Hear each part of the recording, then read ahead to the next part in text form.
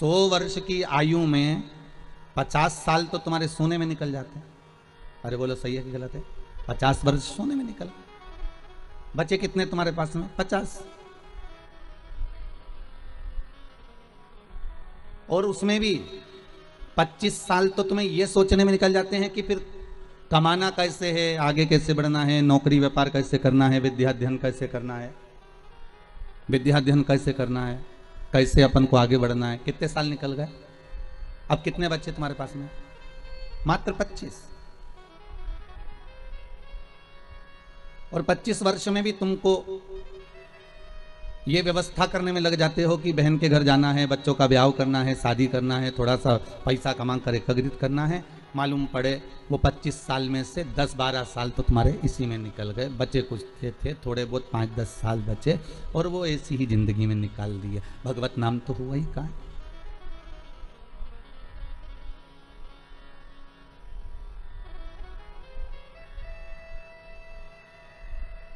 24 घंटों में से कुछ समय हमने सोने में निकाल दिया, कुछ समय हमने भोग और विलास में निकाल दिया, कुछ समय हमने कमाने में निकाल दिया।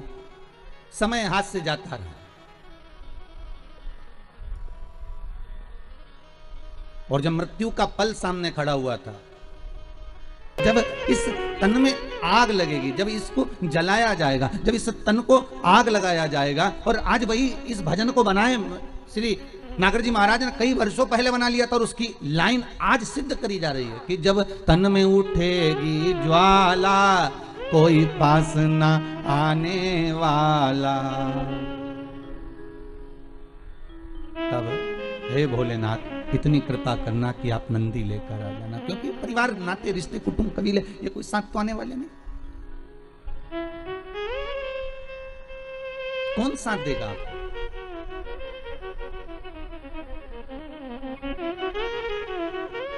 पहले तो कंधे पर भी तोप कर ले जाते थे, राम नाम सत्य कहते कहते। आज के जमाने में तो घर भी नहीं लाने देते, हॉस्पिटल से डायरेक्ट सीधे लकड़ी पर आग लगा देते हैं। बाद में कह देते हैं ये लो अस्थियां थोड़ी बहुत तुम्हारे दादा पर दादा पिता माता की है, जो करना हो कर लो। अब उन अस्थियों का करोगे क्या? क्या करोगे उन अस्थियों का?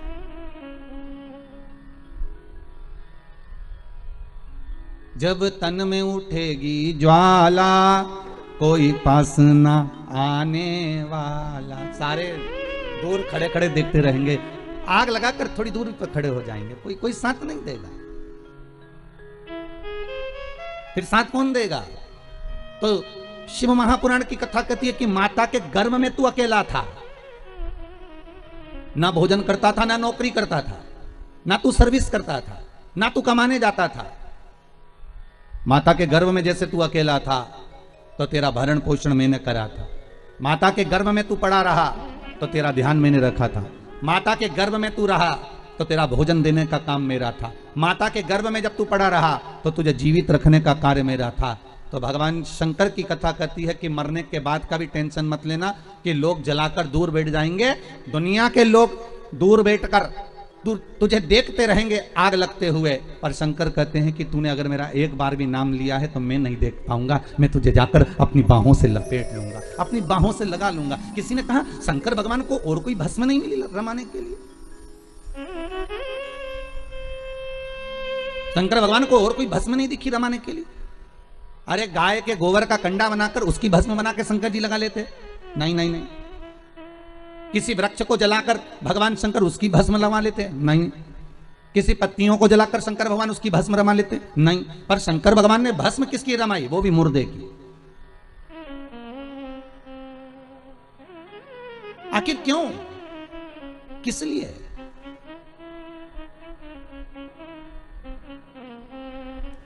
शंकर भगवान ने कहा कि ये जो जीव जिसको मैंने जन्म दिया है, जिसको मैंने पैदा किया है, इसके गर्भ में मैं इसके साथ में था। परिवार वाले तो बाद में जब इसको बाहर निकाला गया, गोदी में लाकर दिया गया, और ये डॉक्टर सिस्टर ने जब इसको गोदी में दिया तब लोगों ने प्रेम करा, तब इस लोगों ने स्नेह करा, तब लोगों ने इसको गोदी में लिया। पर इसके बाद तो जनता ने इसको संभाल लिया, फिर दुनिया ने इसको साथ लिया, पर अंदर तो मैं ही था 9 महीने तक। और आग लगाने तक भी परिवार वाले संभाल लेंगे, माना मुझे, पर आग लगाने के बाद कोई नहीं संभालेगा। आग लगाने के बाद तो एक ही संभालेगा, कौन? कालो का काल। जम के तो बोलो, कालो का काल महाकाल, बस वही संभालेगा। फिर वो कहता है कि गले में लगाऊंगा। जब दुनिया चली जाएगी ना, धधकती हुई अग्नि में, धधकती हुई अग्नि में, तुमने एक बार भी अगर शंकर का अनुमोदन करा है, शिव महापुराण का स्मरण करा है, शंकर की कथा का रसास्वादन ग्रहण करा है, शंकर की कथा को सुना है, तुमने अगर शिव का अनुमोदन करा है, तुमने शंकर की भक्ति को धारण करा है, तुमने शंकर के नाम स्मरण को धारण करा है, तो उस शिव का स्मरण कब होगा? जब लोग आग लगाकर चले जाएंगे, तब शंकर तुम्हारे से लिपटने के लिए आएगा, तुम्हारी उस भस्म को, तुम्हारे उस भस्म को अपने शरीर पर धारण करेगा कि ये मेरा है, ये मेरा। ये जो भस्म है इसके शरीर की, ये मेरी द्वारा दी हुई है, मेरी।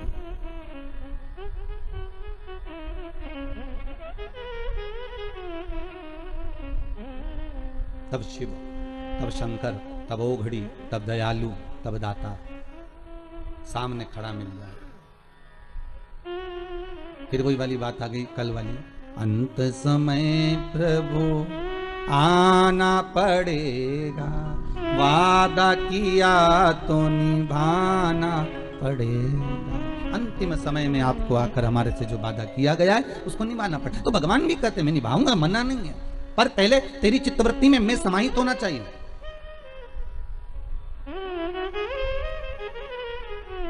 शिव कह रहे हैं तुम्हारी चित्तवृत्ति के भीतर मेरा समाहित होना जरूरी है।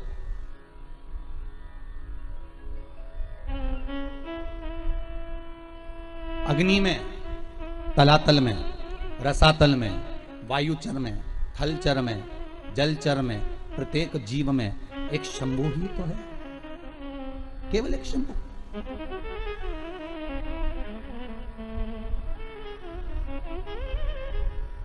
वो समाहित हो जाए।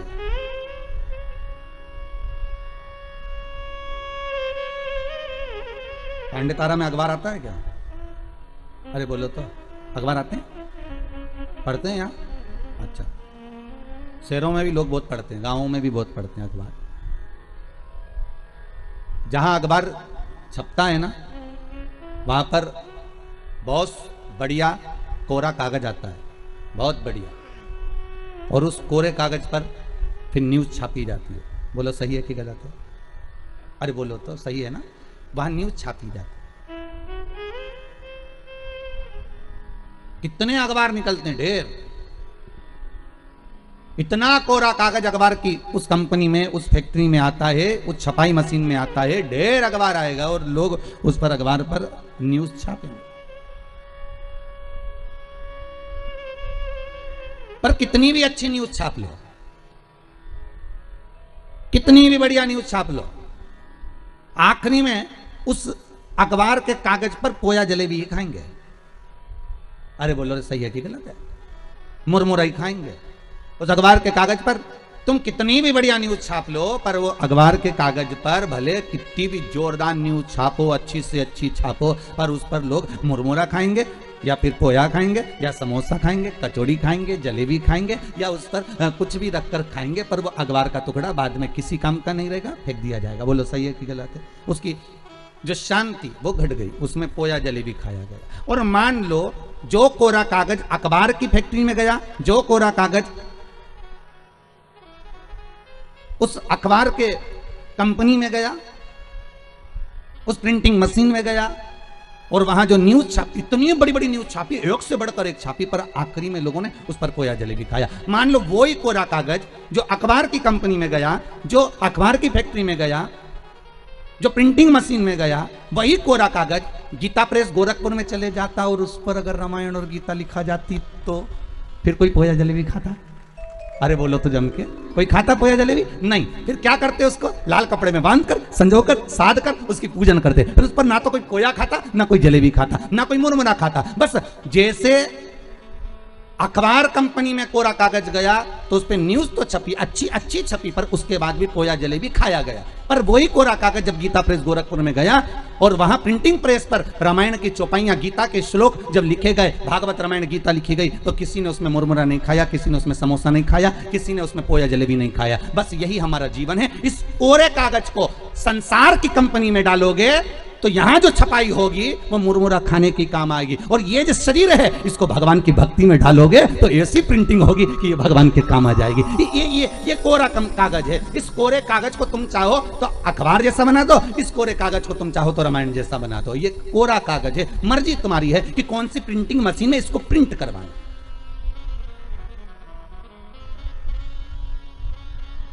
आप कौन सी कंपनी में इसको भेज रहे हो, ये आपके हाथ में। जब तक तुम शिव महापुराण की कथा में बैठे हो तब तक तुम चिंता मत करना, ऐसा लगेगा तुमको गीता प्रेस गोरखपुर में छपाई चल रही है। तुम्हारी ये मन जो कोरा है ना, इस पे पूरी छपाई चल रही है। और जब तक तुम कथा में बैठे हो, जब तक तुम सत्संग में बैठे हो, जब तक तुम भजन में बैठे हो, जब तक तुम नाम जाप में बैठे हो, भले तुम टीवी के सामने बैठकर भगवान की भक्ति को धारण कर रहे हो, भले तुम टीवी के सामने बैठकर कथा सुन रहे हो, तो भी तुम्हारे घर के बेटे, तुम्हारे घर की बहुएं, तुम्हारे घर के पोता पोती सब एक ना एक बार मुंह से कही देंगे कि हमारी अम्मा का रोज का काम है, टीवी पर कथा आती है ना तो कथा जरूर सुनती है। सियोर वाला महाराज की कथा, शिव महापुराण की कथा, और ये अम्मा हमारी कथा सुनने बैठ जाती है। हमारी अम्मा का ऐसा मन है। बहुआ, कई बार बहुएं भी मोबाइल पर कथा सुनती है, सास भी कहती है हमारी बहू की इतनी अच्छी आदत है, रात्रि को सोने से पहले आधा घंटा कथा सुनती है। भले वो बहू दिन में क्या काम कर रही है, नहीं कर रही है, सास दिन भर क्या कर रही है, उसकी चर्चा नहीं होगी। चर्चा उसी की होगी जो तुम सत्संग में लगे हो, चर्चा उसी की होगी जो तुम धर्म में लगे हो, चर्चा उसी की होगी जो तुम संकीर्तन में लगे हुए हो, और किसी चीज की चर्चा नहीं है। इस कोरे मन को, इस कोरे शरीर को, इस कोरी चित्तवृत्ति को, इस मन को, आपका मन है कि आप अखबार जैसा इस पे न्यूज छापना हो तो न्यूज छापो, संसार की बातें करना हो तो संसार की बातें करो। उनकी अम्मा ने ऐसा कर दिया, उनकी बहू ऐसी करके, बताओ उनकी लड़की ने वहां शादी कर ली, बताओ उनने इतनी फैक्ट्री खरीद ली, बताओ उनने ऐसा कर लिया। ये न्यूज है, छापे जाओ। ये किसी काम आएगी क्या? जितनी छापोगे उतने लोग कहेंगे आओ ये तो दिन भर बुराई करे, इसका तो ऐसे ही काम है। और कोई अगर भगवान के भजन में लगा रहे, कोई अगर सत्संग में लगा रहे, तो लोग कहेंगे वाह वाह कितना जोरदार, बढ़िया, भगवान की भक्ति में डूबे, भगवान का भजन कर। ये मन तुम्हारा है, ये चित्तवृत्ति तुम्हारी है। इस मन को तुम कहां लेकर जाना चाहते हो, इस चित्तवृत्ति को आप कहां लेकर जाना चाहते हो? आप इस पे अगर चाहो तो पोया जलेबी भी खा सकते हो। नरसिंह मेहता, ध्रुव, प्रहलाद, इन्होंने अपनी इस कोरे कागज को, इस पर न्यूज नहीं छापी, उन्होंने इसको अपने भगवान की भक्ति में लगा दिया, इस चित्तवृत्ति को लगा दिया।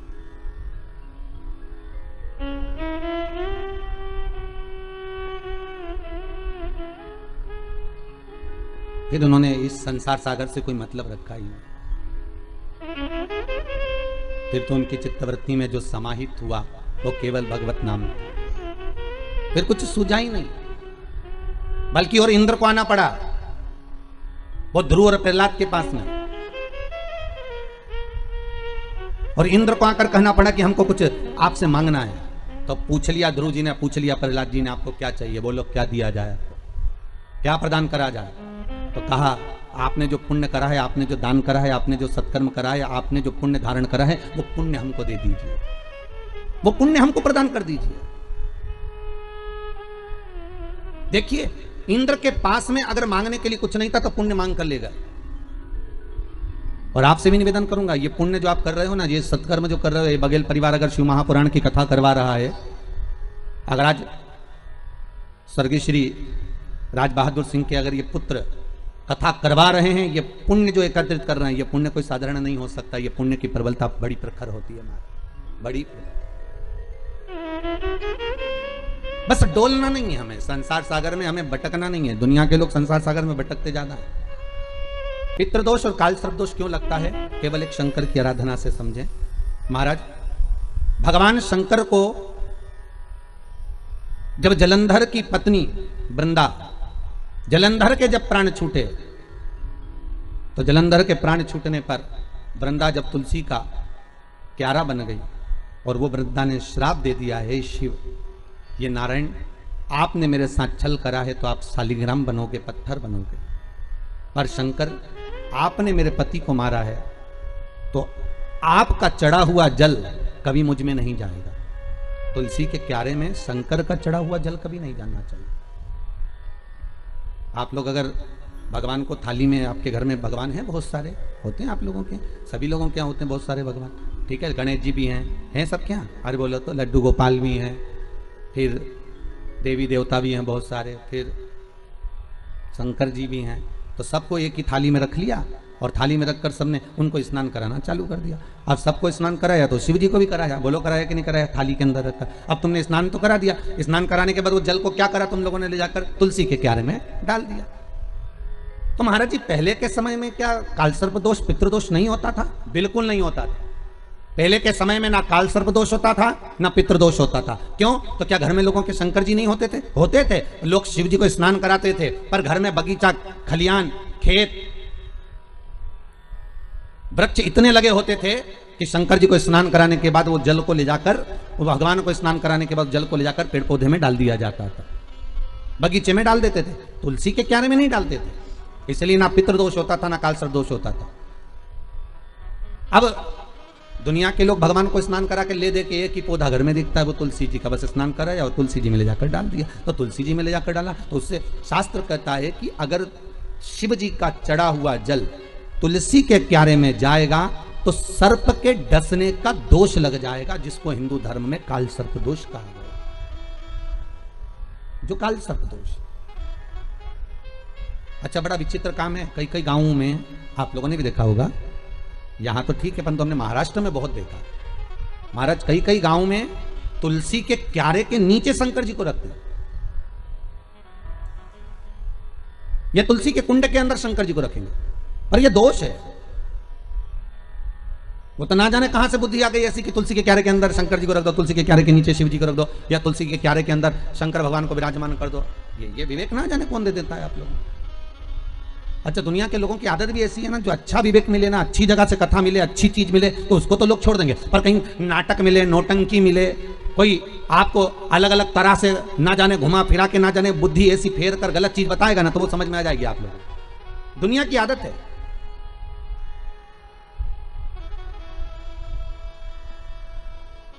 अरे जरा सा गलत देखने पर अश्वत्थामा की बुद्धि फिर सकती है। रात्रि के समय पर अश्वत्थामा बैठे हुए थे,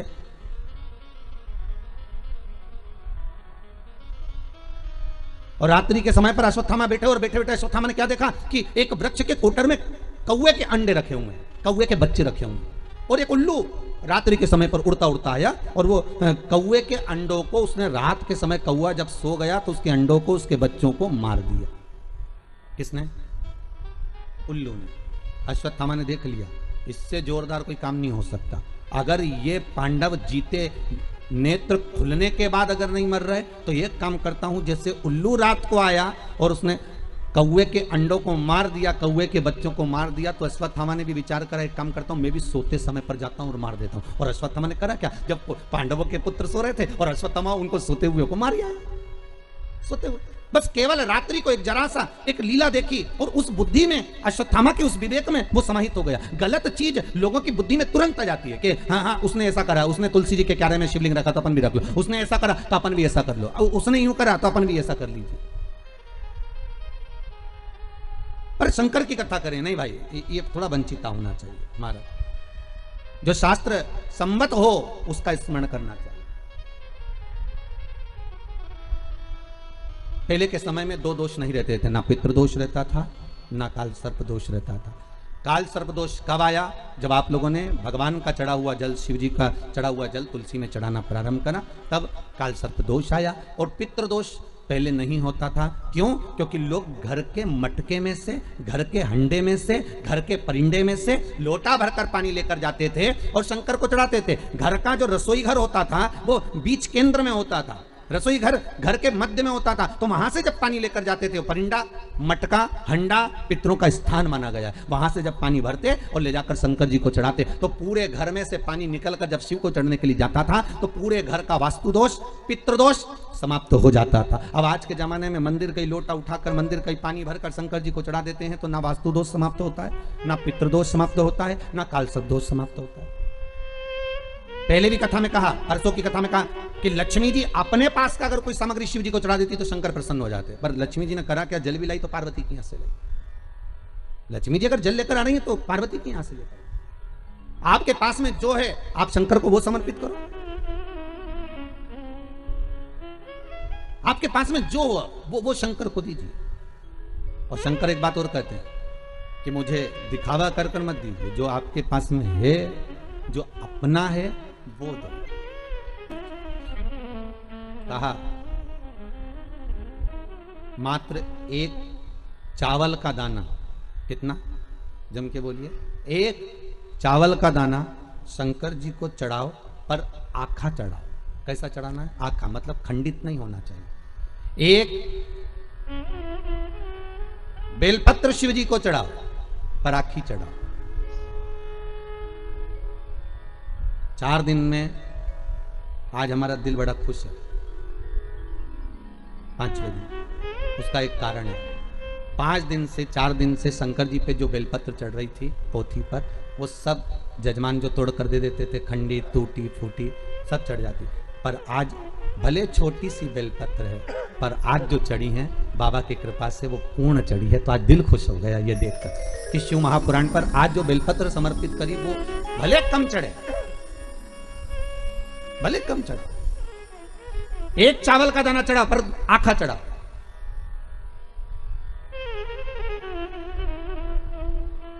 आज हमें बड़ी खुशी मिली है इस व्यासपीठ पर आए, जब बेलपत्री थोड़ी सी हाथ में आई तो देखा कि भले छोटी सी है पर सुंदर कितनी है।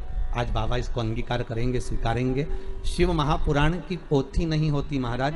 7 दिन, 9 दिन, 5 दिन, जितने दिन तक शिव महापुराण जिस जगह पर रखी रहती है, जिस कुल में, जिस परिवार में, जिस भाव में रखी रहती है, वहां पर ये 12 ज्योतिर्लिंग 7 दिन के लिए विराजमान होते हैं। उस पर चढ़ाई गई बेलपत्री का फल 12 ज्योतिर्लिंग पर चढ़ाई गई बेलपत्री के फल के बराबर होता है। 12 बेल ज्योतिर्लिंग के बराबर है। उसका फल एक आनंदी,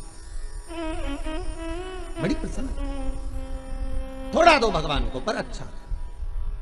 पर दुनिया के लोगों की आदत ये थी, अच्छी चीज होती ना वो अपने लिए रख लेते। बहुत अच्छी साड़ी है तुम्हारे पास में तो बहू को दे दोगी, और अच्छी साड़ी है तो तुम अपनी बेटी को दे दोगी। साड़ी थोड़ी भी गड़बड़ है तो भागवत पे चढ़ा दोगी। इतनी खुश होकर चढ़ाओगी, भागवत महारानी पे चढ़ा दी। अब तुम सोचोगे भागवत जी पे साड़ी चढ़ा दी, और वो साड़ी जो किसी काम की नहीं, वो साड़ी जो किसी के काम की नहीं, जब तुम्हारी बेटी के काम की नहीं, तुम्हारी बहू के काम की नहीं, तुम्हारे काम की नहीं, तो तुमने जो भागवत जी पे चढ़ाई वो महाराज की पत्नी पहनेगी? अरे बोलो तो कहीं नहीं पहना। तुमसे ज्यादा जोरदार महाराज की पत्नी तो कहीं पहने ऐसी साड़ी? किस काम की हो?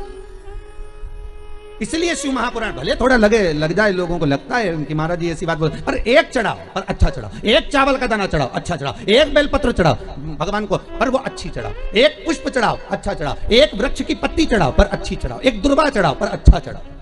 एक लोटा पानी चढ़ाओ, पर अच्छा चढ़ाओ। दिल से चढ़ाओ। हमें नहीं लेना मंदिर का पानी, हमें नहीं चाहिए मंदिर का जल, हमें तो घर से लेकर जाएंगे, भले इतना सा लेकर जाएं, वो चढ़ाएं।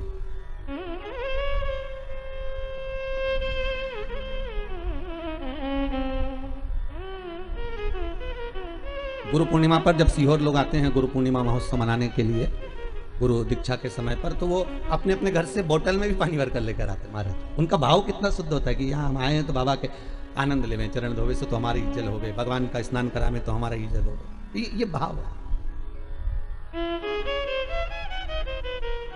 अभी सीहोर में रुद्राक्ष महोत्सव था।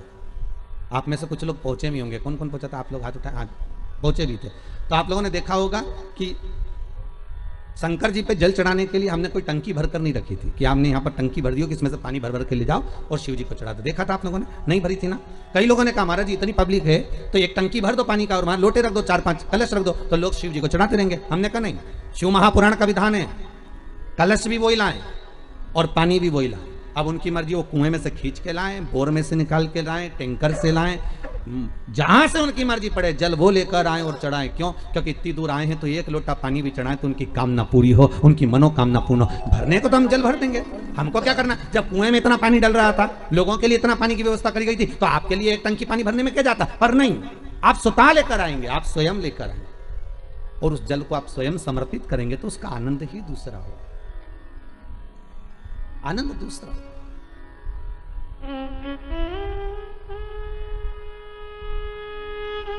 गंगा जली खोली है कभी किसी ने? किसी क्या गंगा जली खुली है? अरे बोलो तो सही। शादी में, ब्याह में, या कोई गंगा जी भर के लेकर आते हैं और फिर गंगा जली खोलते हैं, पंडित जी पूजन कराते हैं। खोली है सब लोगों ने?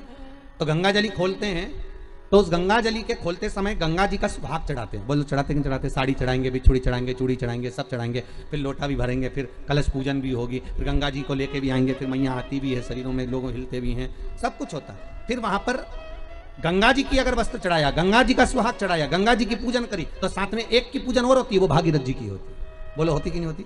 फिर भागीरथ के कपड़े चढ़ते, धोती चढ़ेगी, गमछा चढ़ेगा, कुर्ता का कपड़ा चढ़ेगा, जनेऊ चढ़ेगी, भागीरथ जी के कपड़े भी चढ़ेंगे। कि भागीरथ जी के कपड़े चढ़ाए, क्यों चढ़ाते हैं? उसका कारण क्या है? क्योंकि गंगा को लेकर आने वाले श्री भागीरथ जी महाराज।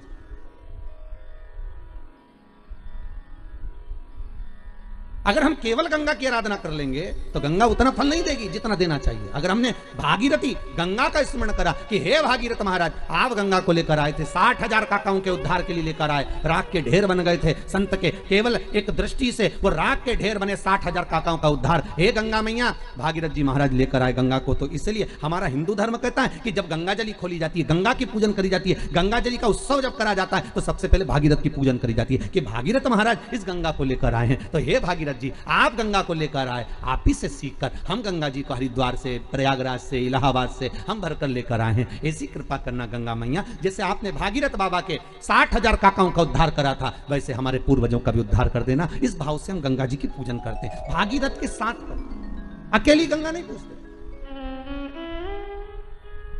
हम अकेली गंगा का स्मरण नहीं करते, हम भागीरथी गंगा का स्मरण करते हैं, हम विष्णुपदी का स्मरण करते हैं।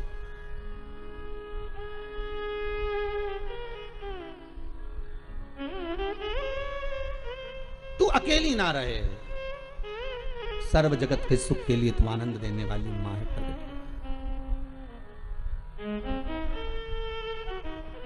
सर्व जगत का देव। आप बाबा को एक अक्षत का दाना दीजिए, बड़े प्रेम से दीजिएगा, बड़े भाव से। एक साधे सब सधे, सब साधे विसरा।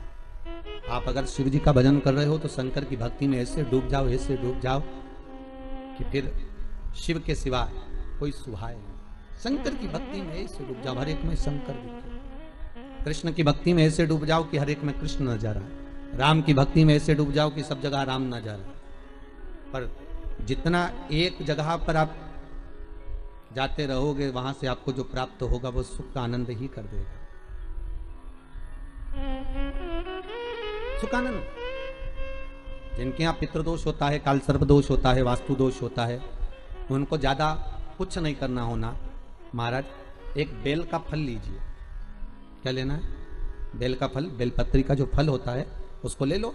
उसके अंदर का जो गुर्दा होता है, अंदर का जो भाग होता है, उसको निकाल लीजिए और उस बेल के फल में आटा सेक कर उसमें शक्कर मिलाकर उसको उसके अंदर भर लीजिए।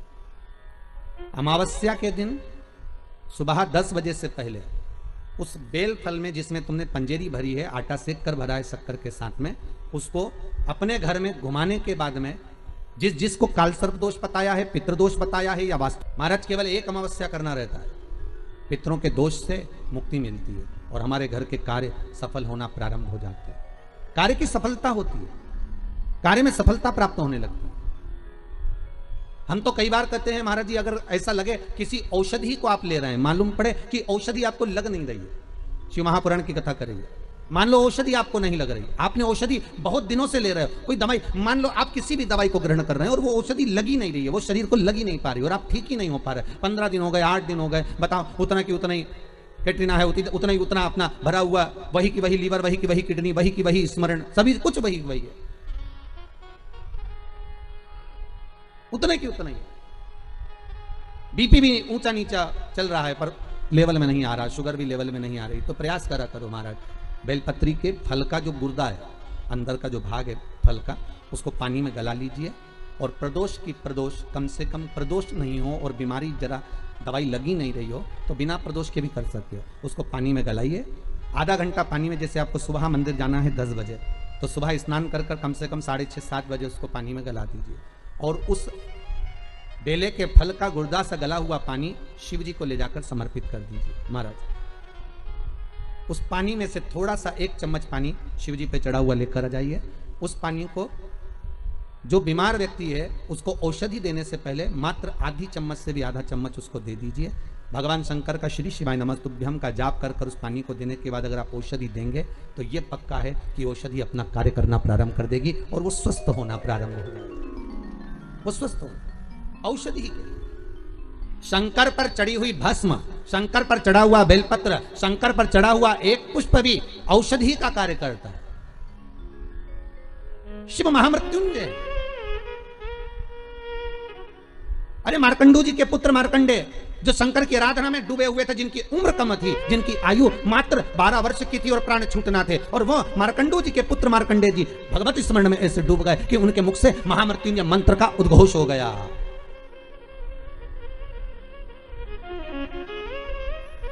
भगवान शिव के नाम का उद्घोष हो गया। जैसे नंदी महाराज शिलाद नाम का ब्राह्मण, जिनको ऋषि भी कहा गया है, जिनका नाम था शिलाद। क्या नाम है उनका? जम के बोलिए। शिलाद ब्राह्मण है, ऋषिवर है। और शिलाद ब्राह्मण है, ऋषि हैं, बड़े शिव के भगत है, शंकर का बहुत अनुमोदन करते हैं, शिव का स्मरण में वो हमेशा डूबे रहते हैं। और उनका एक नाम स्मरण, केवल ओमकार का ध्वनि करना और ओम नाम में डूबे रहना। ओम नमः शिवाय, ओम नमः शिवाय, ओम नमः शिवाय। भगवान शिव की भक्ति में डूब गए।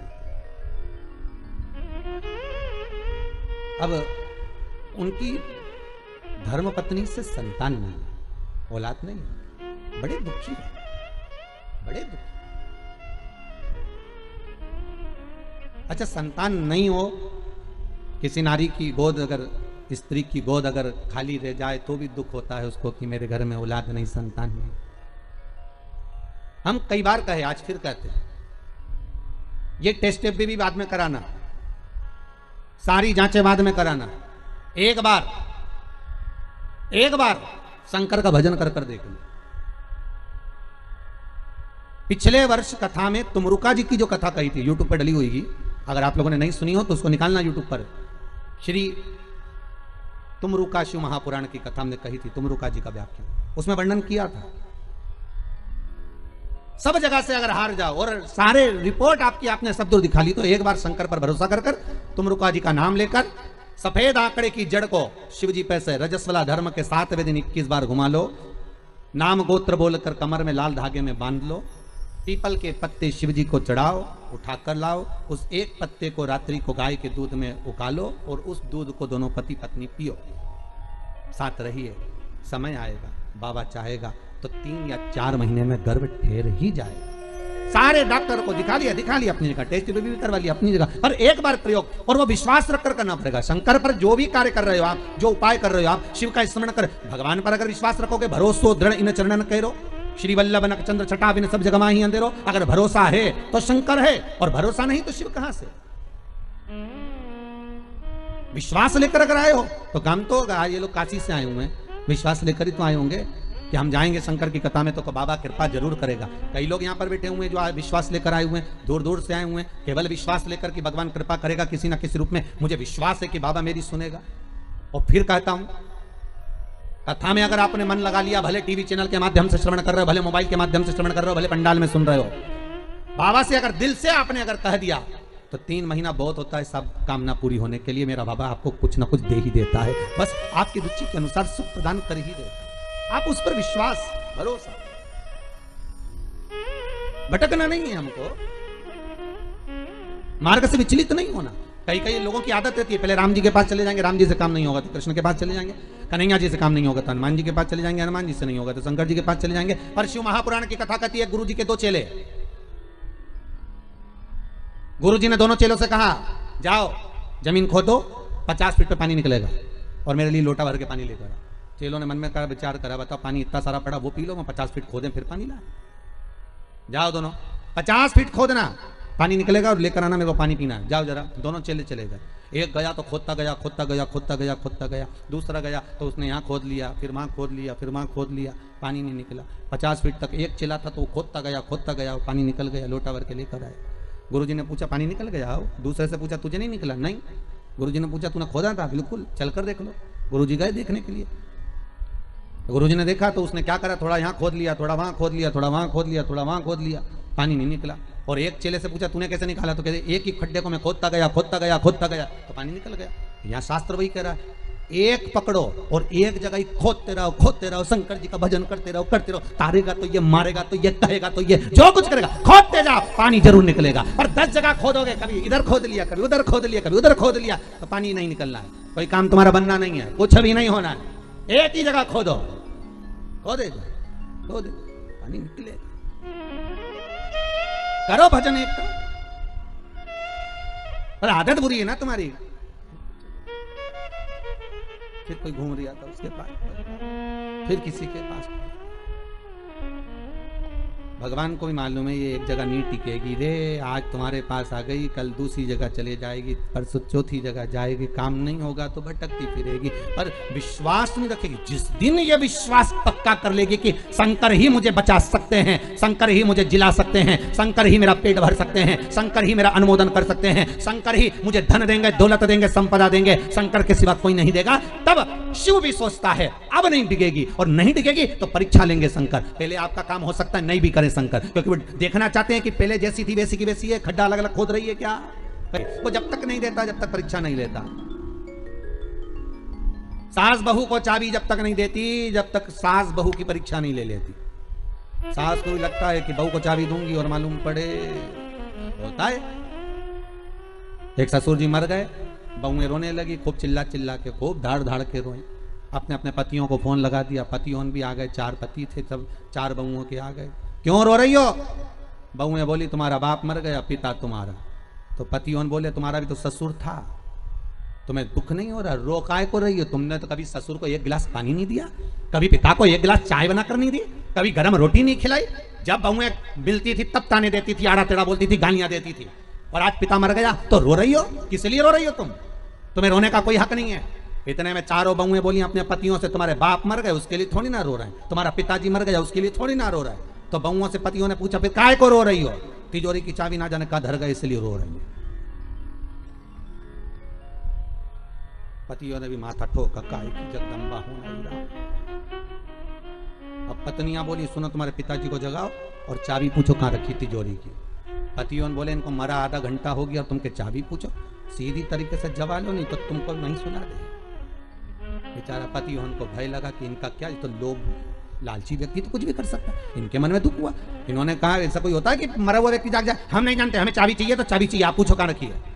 डॉक्टर साहब को बुलाया, डॉक्टर साहब बताओ हमारे पिताजी को थोड़ी सी देर के लिए जगा दो, बस जग जाएं और उसके बाद में चाबी बता के भले मर जाए, ऐसी कुछ कृपा कर दो। डॉक्टर साहब बोले 80,000 का एक इंजेक्शन लगेगा, हम लगाएंगे, पिताजी जाग के बैठेंगे, उतनी देर में पूछ लेना चाबी कहां रखी है, बताएंगे, फिर वो मर जाएंगे, ठीक है? पर जल्दी पूछना, इतना टाइम तक जिंदा नहीं रहेंगे वो।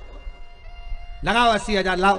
अब बउआ ने सोचा चाबी तो निकालना है, तो बउआ ने करीब अपनी अपनी रकम बेची है। बता, बुढ़ा बीमार था तो 1 रुपए की नहीं बेची, और चाबी के चक्कर में सब 20-20 में रकम बेची है। 20-20 में रकम बेच गई, 80,000 रुपए लेकर डॉक्टर के सामने दिए। डॉक्टर सामने कहा सामने खड़ी हो जाओ, और सामने खड़ी होकर जैसे ही जागे पूछ लेना चाबी कहां रखी है। और जैसे ही डॉक्टर सामने इंजेक्शन लगाया, न बुढ़ा उठ के बैठा, न डोकरा जैसे उठ के बैठा, इतने में बउवन बोलती उससे पहले बुढ़ा बोल दिया क्यों रे, या पाड़ा के पानी पिलाया कि नहीं पिलाया, और मर गया।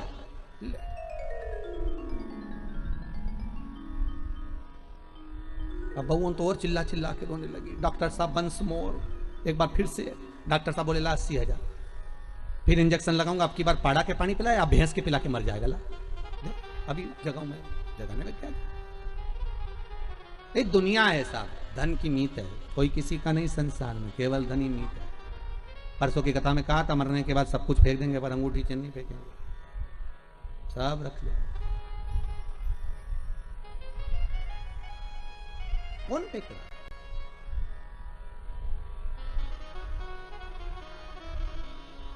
एक साधो, आशा लगाकर बैठे रहना। विश्वास में आस भी है और विष भी है। विश्वास में दोनों चीजें, विष भी है और आस भी है। आप विश्वास लगाकर अगर बैठे हुए हो तो, आस अगर लगाए हुए हो तो यह पक्का है कि शिव मिलेगा जरूर, शंकर प्राप्त जरूर होगा। अगर आस लगाई है तो मिलेगा जरूर, वो मिलेगा।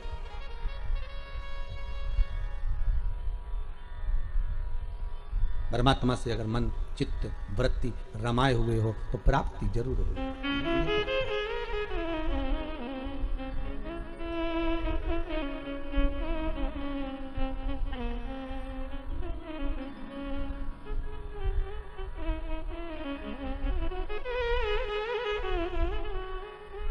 वो मिलेगा। और शिव महापुराण की कथा कहती है महाराज, उम्र भले कम हो पर भक्ति प्रबल हो।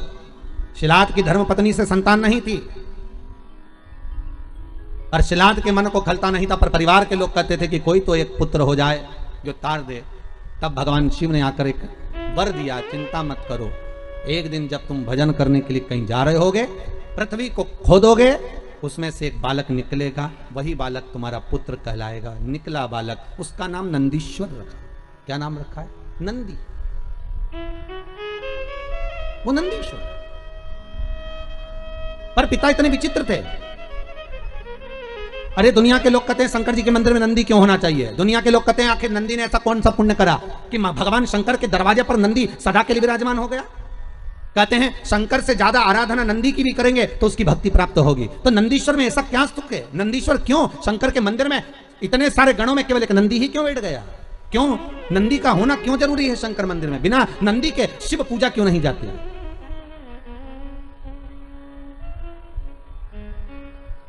बिना नंदी के शंकर क्यों नहीं पूजाते? उसका कारण केवल इतना है कि पिता ने जब देख लिया 4 साल का बेटा नंदी, उसका भरण पोषण करा, जो जमीन में से प्रकट हुआ था, जो पृथ्वी में से निकला था, उसका पालन पोषण शिलाद ने कर लिया। और शिलाद ने करने के बाद एक दिन शिलाद के यहां पर देवता आ गए, एक मित्र एक वरुण, 2 देव पधारे।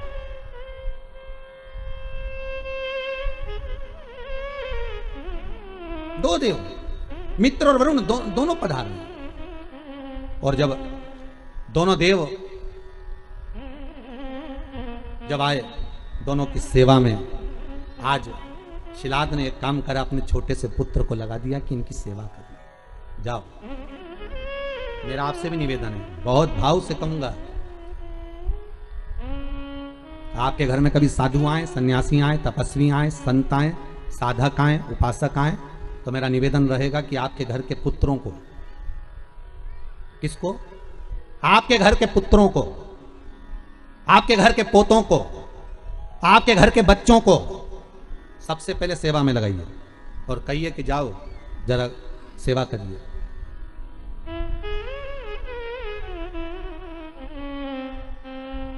जाओ सेवा में लगो, जरा करो सेवा, करिए।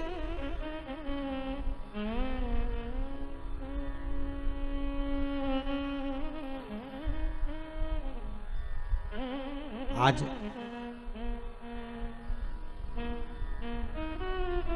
यदि ये जजमान परिवार कथा करा रहे हैं तो इनके बच्चे भी तो देख रहे हैं ना कि हमारे चाचा, हमारे पिताजी, हमारे काका, हमारी काकी, हमारे ताऊ, हमारी दादी सब शिव महापुराण की कथा का पूजन कर रहे हैं, अर्चना कर रहे हैं, भक्ति कर रहे हैं, तो उनके मन में भी तो सेवा का भाव जागेगा। वो भी तो मन में जागृत करेंगे कि हमें भी सेवा करना चाहिए, हमारा भी सेवा का भाव उत्पन्न होता है कि हम भी भगवती स्मरण करें। जाओ करो, जरा नमन करो, प्रणाम करो, दंडवत करो, साष्टांग करो, सेवा का भाव जुड़े। और शिलाद ने भेज दिया नंदी को, नंदी जाओ। नंदी कहते पिताजी मेरी उम्र 4 साल की है। पिताजी कहते कोई उम्र नहीं होती सेवा की, जाइए सेवा करो। और सेवा करी, मित्र और वरुण की जब सेवा करी, सेवा करने के बाद इतने खुश हो गए मित्र और वरुण, वापिस देवलोक को जाने लगे। देवलोक को जाते जाते उन्होंने शिलाद को बुलाया, ए शिलाद, हम तुम्हें वर प्रदान करते हैं कि तुम्हारा भगवान की भक्ति तुम्हारे हृदय में सदा विराजमान हो, तुम भगवान की भक्ति में सदा रमे रहो, तुम भगवान का उपास, व्रत, साधना, नियम धारण करते रहो। जाओ, हम तुम्हें आशीर्वाद देते हैं कि तुम्हारी आयु की वृद्धि भी हो। शिलाद की आंखों में आंसू भर गए। सेवा किसने करी? जम के बोलिए, नंदी ने। पानी भरकर कौन लाया? नंदी। पोछा किसने लगाया? नंदी ने।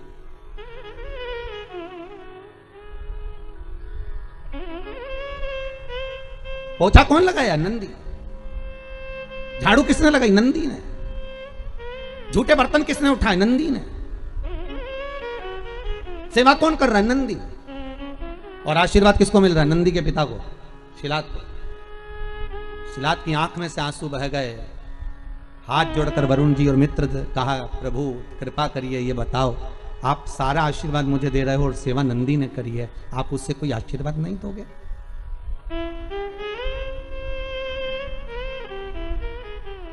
आप हमें कोई आशीर्वाद नहीं दोगे?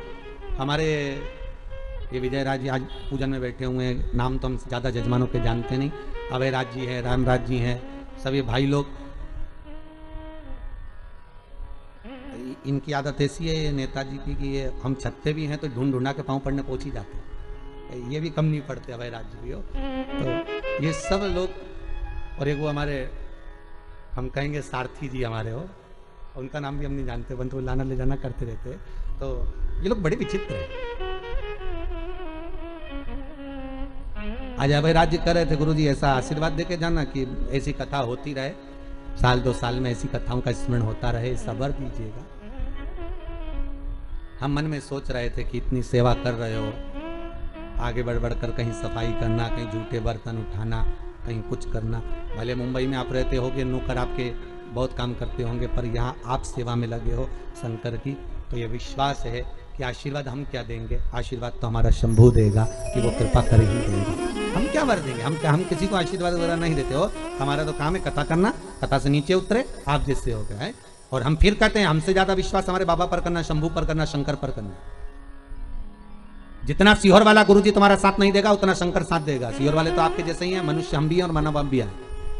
हम भले हम पर विश्वास मत करना, पर मेरे शंकर पर विश्वास करना, जो त्रिलोकी का नाथ है, त्रिकालदर्शी है, कोई साधारण नहीं है वो, उस पर भरोसा रखना। हम क्या दें? वरुण और मित्र आशीर्वाद दे रहे हैं तो शिलात को दे रहे हैं, और शिलात की आंखों से आंसू बह रहा है। क्या आशीर्वाद मिलना था मेरे पुत्र नंदी को, और आशीर्वाद मिल रहा है शिलात को। शिलात कर रहे हैं मुझे वर मत दीजिए, अगर आशीर्वाद देना है तो नंदी को दीजिए। तो वरुण चुप हो गए, और वरुण जैसे ही चुप हुए तो शिलात को लगा कि बात क्या है, आखिर ये आशीर्वाद क्यों नहीं दे रहे, कारण क्या हो गया कि आशीर्वाद नहीं मिल रहा है, और पुत्र को नहीं मिल रहा, हमको तो मिल रहा है, पर बेटे को क्यों नहीं दे रहे, आखिर कारण क्या है। नंदी को कहा शिलाद ने, जाओ बेटा बाहर। नंदी जैसे बाहर गए, और बाहर जाते से ही उसी समय पर शिलाद ने वरुण के चरण पकड़कर कहा, ये बताओ कि आपने जिसने सेवा करी उसको आशीर्वाद क्यों नहीं दिया। तो मुख से निकल गया, हमने आशीर्वाद इसलिए नहीं दिया क्योंकि इस नंदी की उम्र कम है, हम इसको आयुष्मान होने का आशीर्वाद कैसे दे सकते हैं। नंदी की आयु कम है। शिलाद ने कहा इसका कोई उपाय। वरुण तो कह दिया कि नंदी की उम्र कम है, पर वरुण के साथ जो मित्र आया था उसने कह दिया उसका एक उपाय है, अगर तुम्हारा पुत्र नंदी शंकर की आराधना में लग जाए, शिव की उपासना में लग जाए, शंकर को रिझाने में लग जाए। दुनिया में एक ही है जो उम्र बढ़ा सकता है, कौन भाई? उम्र बढ़ाने का आशीर्वाद भी वही दे सकता है जिसकी उम्र का ठिकाना नहीं हो। सही है कि गलत है? अरे बोलो तो सही है ना। जिसकी उम्र का ठिकाना ही नहीं वो दे सकता है। तुम्हारे पास में इतना सारा काजू रखा होगा तो आप काजू भर कर दे दोगे, आपके पास में बादाम ढेर सारी रखी होगी तो बादाम भर कर दे दोगे, आपके पास में गुड़ बहुत सारा रखा होगा तो आप दान में गुड़ दे दोगे, आपके पास में चावल ज्यादा होगा तो आप चावल दे दोगे, आपके पास में गेहूं होगा तो गेहूं दे दोगे, आपके पास में कपड़ा होगा तो आप कपड़ा दे दोगे। बोलो सही है कि गलत है? जो चीज आपके पास में होगी वो आप निकाल कर दे दोगे। आपकी जेब में, कई लोगों की जेब में वो रखते हो मलने का और कतरने का, तो वो जो 4-5 लोग मिले तो उसने निकाल के दे दिया, ले साहब पाव साहब, और जो शौकीन होगा वो उठाकर उसमें मलने बैठ गया, वो भी लगे। तो जो तुम्हारे पास में होगा तुम वो दोगे। अब जिसके पास में जो चीज ज्यादा होगी वो ज्यादा देंगे। अब मित्र कहने लगे कि शंकर की आराधना करो, तो कि शिव जी की आराधना क्यों? तो शिलाद ने पूछा, तो मित्र कहने लगे कारण यह है कि उम्र वही बढ़ा सकता है जिसकी उम्र का ठिकाना ही नहीं है। सारे देवी देवता में एक ही देव है, कौन? जम के बोलिए, देव अधिदेव महादेव, जिनकी उम्र का ठिकाना नहीं है। अभी ईमानदारी से बोलो, 51 शादी तो पहले कर चुके। पार्वती के साथ जो शंकर जी की शादी हुई है वो 52 नंबर की, 52 नंबर की। अब 52 भी जिसकी शादी हुई हो तो उम्र कितनी होगी जरा हिसाब लगा लो रे भाई।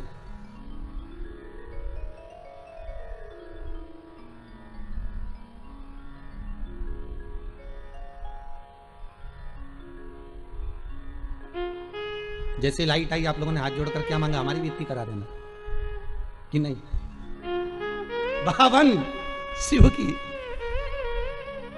जब पार्वती जी के साथ में बावर हो रही थी शिव जी की, तो माता पार्वती जी की मां मीनावती ने समझाया था कि शिव तो ठहरे कैलाशी, हरि गोरा पछताओगी, और बूढ़े जोगी के संग में तुम कैसे रह पाओगी। ये बूढ़े जोगी। तो पार्वती जी बोली मैया एक बात बताओ, आपने कहा शंकर बूढ़े तो इनकी उम्र बता दो, और आपके यहाँ भी मैं निवेदन करूंगा पूरे पांडे तारा में कोई ऐसा हो जो शंकर जी की उम्र बता दे तो जरूर बता देना भैया। किसी को मालूम हो कि शंकर की उम्र कितनी थी? है शंकर की उम्र कितनी है किसी को नहीं मालूम। तलातल रसातल, अरे भगवान विष्णु भगवान ब्रह्मा के ही कई अवतार हो गए पर शंकर वही की वही रह गए।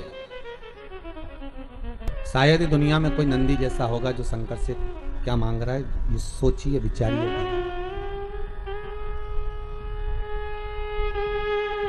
आप क्या मांग सकते हैं शंकर से? धन, दौलत, संपदा, सत्ता, वैभव, यही मांगेंगे। और यदि कुछ और भी मांगा तो यही मांगेंगे कि सुंदर काया हो मेरी, सुंदर काया। एक पहले भी आपको कहा, जिसको चर्म का रोग हो जाता है, चमड़ी अगर कहीं सफेद पड़ जाए या कोई स्थान पर सफेद सफेद से चिट्टे पड़ जाएं, उसके लिए कहा है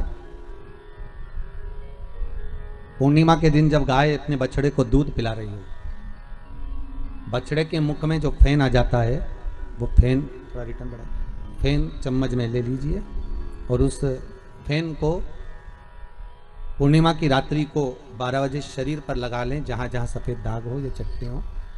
आधा घंटा तक लगे रहने के बाद में फिर स्नान करें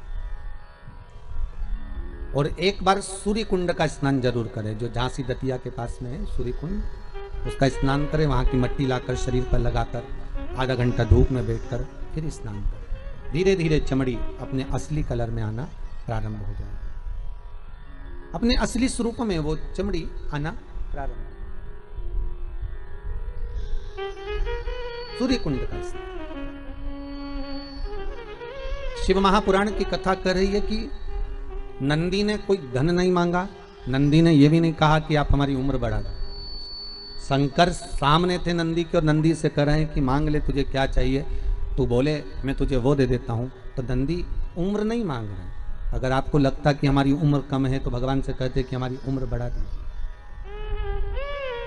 आपको लगता कि हमारी उम्र कम है तो आप कहते कि भगवान हमारी उम्र बढ़ा दीजिए, हमारी उम्र थोड़ी बड़ी कर दीजिए, हमारी उम्र अच्छी कर दीजिए, पर उम्र नहीं मांगते।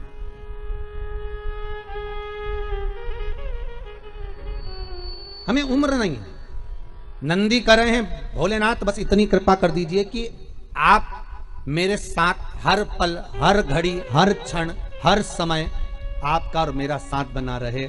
मैं आपका दर्शन एक क्षण के लिए भी ओझल ना करूं, एक क्षण के लिए भी ना छूटे, बस ये वर दे दीजिए। शंकर जी ने कहा अगर मेरे पास में रहना होगा, तुम्हारा ध्यान ना भटके, उसके लिए तुम्हारा रूप बदलना पड़ेगा आपको। नंदी कहते हैं ये काया किस काम की है, आप मेरा स्वरूप भी बदल दीजिए।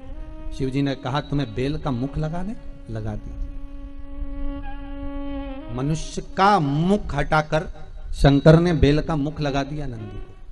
और शिव जी से मांगा क्या कि एक क्षण के लिए मैं आपसे दूर ना हूं, एक क्षण के लिए मैं आपसे दूरी ना बनाऊं, आप मेरे सामने और मैं आपके सम्मुख में हूं। शिव जी ने तथास्तु कह दिया। तथास्तु। जरा विचार करिएगा कितनी सुंदर चरित्र है।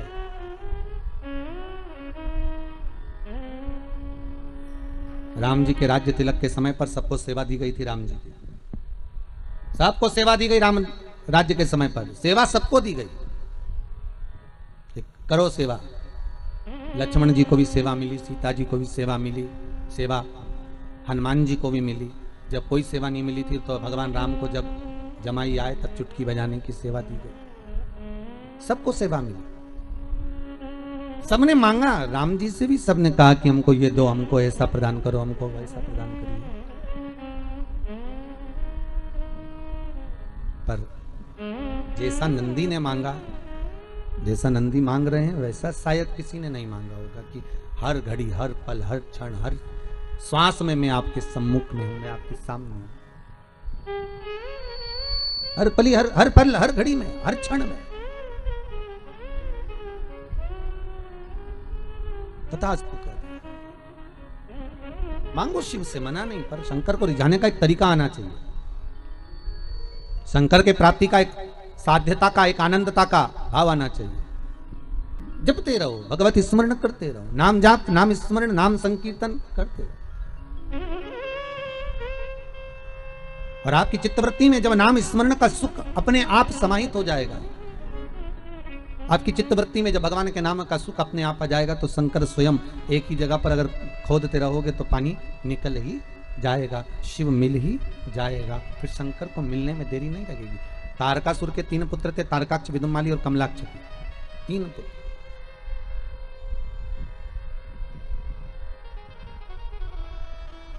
और ये तीनों तारकाक्ष, विदुम्माली, कमलाक्ष की, ये तीनों पिताजी के जाने के बाद इनके मन में ऐसा भाव आ गया कि अब हमारे पिता नहीं, अगर हम देवताओं से द्वेष लेंगे तो मारे जाएंगे, तो देवताओं से हमें द्वेष भी नहीं लेना है। एक काम करना है, पहले देवताओं का हम तप साधना कर कर उनसे वर प्राप्त कर लें। तो तीनों ने वर प्राप्त करा, वर मांगा ब्रह्मदेव से, ब्रह्मा जी से कहा हमारे प्राण ना छूटे, हम अजर और अमर हो जाएं, ऐसी कृपा कर दो। ब्रह्मदेव कहने लगे ये कभी नहीं हो सकता कि तुम अमर हो जाओ, ये बड़ा कठिन है कि तुम अमर हो जाओ, ये बहुत कठिन है। मरना तो पड़ेगा महाराज, मृत्यु निश्चित है और प्राण तो छूटेंगे। आपको पहले भी कहा, बादाम खाओगे तो भी मरोगे, नी खाओगे तो भी मरोगे, रोटी खाओगे तो भी मरोगे, नी खाओगे तो भी मरोगे, कथा सुनोगे, अरे जम के तो बोलो, तो भी मरोगे, नी सुनोगे तो भी मरोगे, ठीक है। ब्यूटी पार्लर जाओगे तो भी मरोगे, नी जाओगे तो भी मरोगे, सीधी बात है, जो है वो है। फिर कई लोग कहते हैं महाराज जी आप करो कथा सुनोगे तो भी मरोगे, कथा नहीं सुनोगे तो भी मरोगे, तो फिर कथा सुनने से फायदा क्या है? हमारा कहना केवल इतना सा है, बिल्ली अपने बच्चे को अपने मुंह से पकड़कर साथ घर लेकर जाती है, बच्चा मरता है क्या बिल्ली का? नहीं। बिल्ली अपने मुख से चूहे को पकड़ती है, चूहा बचता है क्या? नहीं। उसी तरह अगर तुमने कथा सुन ली, भगवान का भजन कर लिया, नाम जाप कर लिया, नाम स्मरण कर लिया, नाम संकीर्तन कर लिया, शिव की आराधना कर ली, तो बिल्ली जैसे काल के मुंह में जाओगे तो सही, पर बिल्ली के बच्चे जैसे बचकर बाहर निकल जाओगे। और अगर भजन नहीं करा तो मरोगे तो, पर चूहे जैसे लहूलुहान हो जाओगे। कथा का बस यही फल है, स्मरण का केवल यही फल है।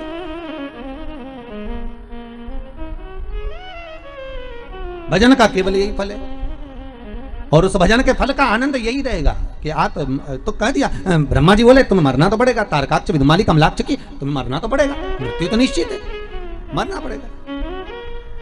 आ गई तो जाना तो पड़ेगा, बस इतना है, घबराना नहीं, डरना नहीं, थोड़ी देर शांत होकर उस शंभू का स्मरण करना, थोड़ी देर शांत होकर उस शिव का नाम जाप करना। श्री बोलो एक बार, श्री शिवाय नमस्तुभ्यम, फिर से बोलिए, श्री शिवाय नमस्तुभ्यम। एक बार जब लगे कि आज थोड़ा सा दिल विचलित है तो थोड़ा थोड़ा जाना तो है, मरना निश्चित है, आज नहीं तो कल।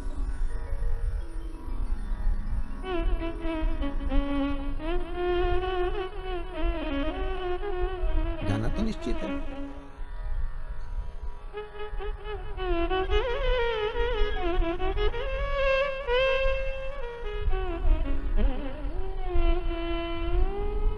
एक निश्चितता है मृत्यु की, बस भजन करते हुए, कीर्तन करते हुए, नाम स्मरण करते हुए जाएं तो एक आनंद की अनुभूति होगी, आनंद की अनुभूति। शिव कथा कर रही है, शंकर का अनुमोदन कर रहा है, शिव महापुराण की कथा वर्णन कर रही है, हे तारकाक्ष,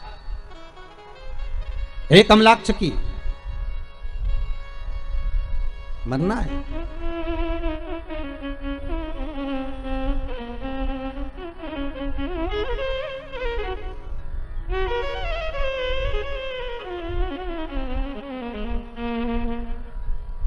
और जब मृत्यु एक निश्चित जगह पर है, शिव महापुराण की कथा में, गरुड़ पुराण में स्पष्ट कहा गया, जब माता के गर्भ से बच्चे का जन्म होता है, नाल कटती है, और नाल कटते समय, जिस समय नाल कटी, जन्म हुआ, बस उसी समय पर तुम्हारे मरने की तारीख, घड़ी, पल, दिन, तिथि निश्चित हो जाता है कि ये इतनी बजे, इतनी घड़ी में, इतने पल पर, इतने क्षण में इस जगह पर प्राणों को छोड़ेगा। ये निश्चित है, ये तारीख, पल, घड़ी, क्षण सब निश्चित हो गया, निश्चितता बनी कि अब इसको जाना है, और उसकी निश्चितता, वो घड़ी, वो पल, वो क्षण निश्चित है, उसका आएगा। राजा परीक्षित के लिए कांच का महल बनवा दिया गया था, भागवत जी में आता है, कांच का महल जन्मेजय ने बनवाया कि परीक्षित को मरने नहीं देंगे। भूख लगी, अनार का रस गिलास में भरकर जा रहा था, अनार भी नहीं भेजे कि अनार में अगर तक्षकनाग चले गया तो नहीं भेजे। अनार का रस भेजा, कपड़े से छान छान कर भेजा, पर नाग भी नाग था, मृत्यु मृत्यु थी। गिलास की पेंदी के नीचे तक्षक नाग चिपक कर चले गया था, गिलास की पेंदी के नीचे चिपक कर चले गए और मृत्यु आ गई। तारकाक्ष, विदुमाली, कमलाक्ष की ये तीनों की तीनों भगवान ब्रह्मा से वर मांग रहे हैं, ना नीचे मरू, ना ऊपर मरू, ना अंदर मरू, ना बाहर मरू, ना अस्त्र से ना शस्त्र से, न दिन में ना रात, तथास्तु कर दिया। ये तीनों का एक भाव था कि हमारी मृत्यु ना हो, पर भगवान ब्रह्मा कहते हैं कि तुम मरोगे ये तो पक्का, ये जो हिरण्यकशिपु ने मांगा था वो एक अलग बात थी, पर जो तुम मांग रहे हो उसमें मृत्यु निश्चित है, मृत्यु निश्चित है। तुम और कुछ मांगना तो हमें वर दीजिए, हम तीनों एक एक अलग अलग पुरियों में निर्माण में रहें, अलग अलग महल में, अलग अलग नगर में हम रहें, हमारी मृत्यु हो तीनों की एक साथ, तथा यही होगी। एक ने सोने का महल बनवाया, एक ने पीतल का महल बनवाया, एक ने लोहे का महल बनवाया, तीनों अलग अलग रहने लगे। तीनों भाइयों ने विचार कर लिया कि तीनों कभी आपस में मिलने मत आना। एक माता और एक पिता, इनकी दिली तमन्ना क्या होती है कि मेरे बच्चे जहां रहे वहां सुखी रहे, तुम जहां रहो वहां सुख से रहो।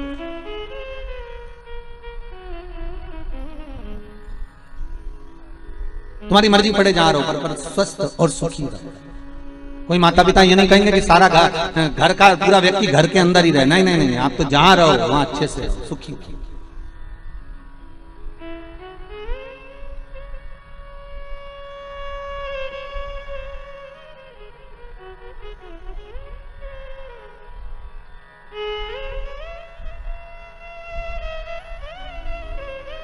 अब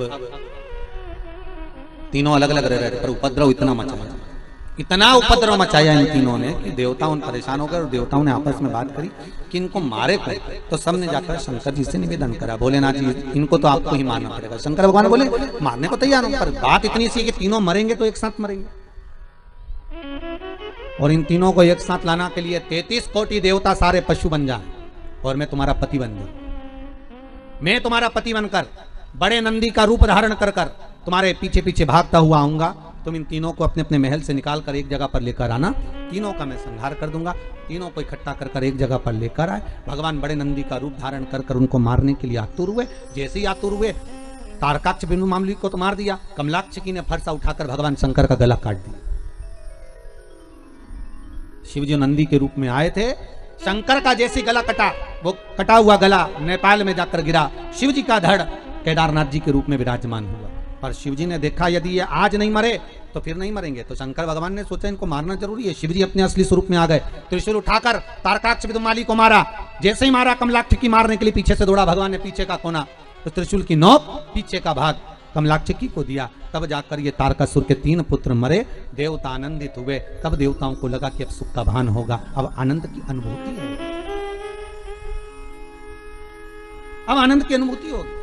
अच्छा, देवताओं के साथ और आपके साथ और हमारे साथ एक जैसा ही होता है। अपन थोड़े दिन अच्छे से जीते हैं, इसके बाद लगता है अब सारा दुख, सारी तकलीफ, सारा कष्ट चले गया। एक बहू से सास हमेशा हर बार कहती थी, ए बहू, एक एक कोने कोने की कचरे की झाड़ू एक एक निकाल लेना। हो आओ। बहू जब भी कोई काम करने बैठती ना, सास उसको हमेशा टोका करती, एक एक चावल अच्छे से बीनना, हो, एक एक भिंडी अच्छे से साफ करना, हो, एक एक आलू अच्छे से धोना, हो। एक दिन बहू इतनी परेशान हो गई, अब की बार आज सुबह नहाने गई ना बाथरूम में, निकली नहीं 2 घंटा तक। जब 2 घंटे तक नहीं निकली तो सास को लगा कि कहां रह गई है अंदर। सास दौड़ कर गई, बहू, हाँ मम्मी निकलना, आती हूं मम्मी। इतनी देरी काहे में हो गई? एक एक बाल को शैम्पू कर रही हूं। सास समझ गई, इसको बुरा लग गया। तुम भी करो, प्रतिदिन कम से कम प्रयास जरूर करो। सोशल डिस्टेंसिंग का पालन करिए, मुंह पर मास्क लगा कर रखिए, हाथ को सैनिटाइज करते रहें, धोते रहें और दूरी बनाकर रखें।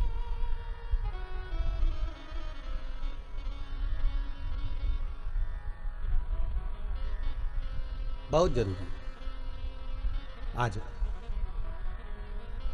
होता है।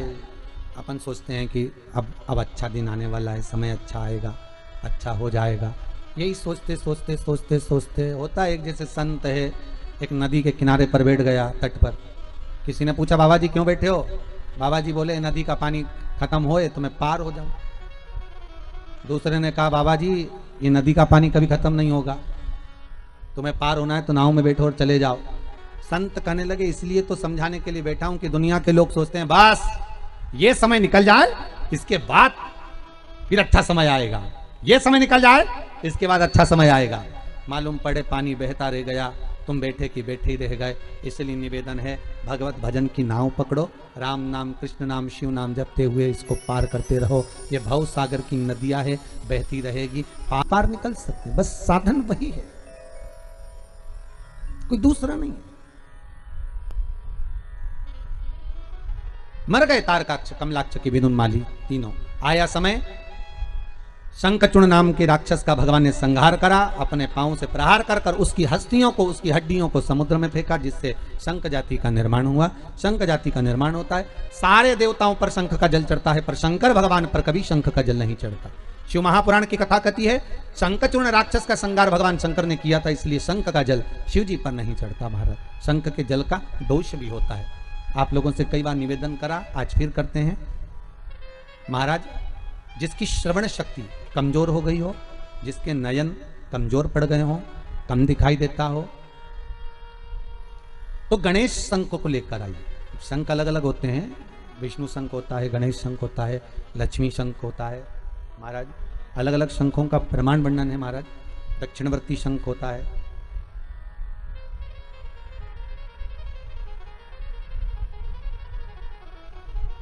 तो गणेश शंख को लेकर आइए।